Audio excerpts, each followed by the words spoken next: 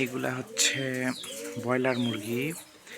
এই মুরগিগুলা ছোটোবেলা থেকেই কোনো প্রকার ওষুধ, কোনো প্রকার ভ্যাকসিন ছাড়াই বড় করা হয়েছে। এগুলোর বয়স 5 মাস, ওজন হচ্ছে প্রায় 5 কেজি প্লাস হবে আর কি।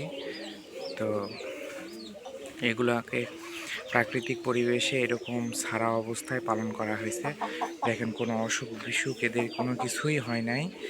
তো এরা অনেক ভালো আছে আর কি। তো আপনারাও চাইলে এরকম করে ব্রয়লার মুরগি পালন করতে পারেন কোনো ওষুধ ছাড়া।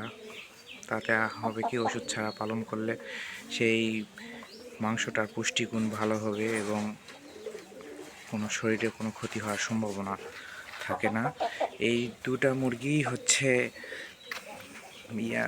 মাদি মুরগি।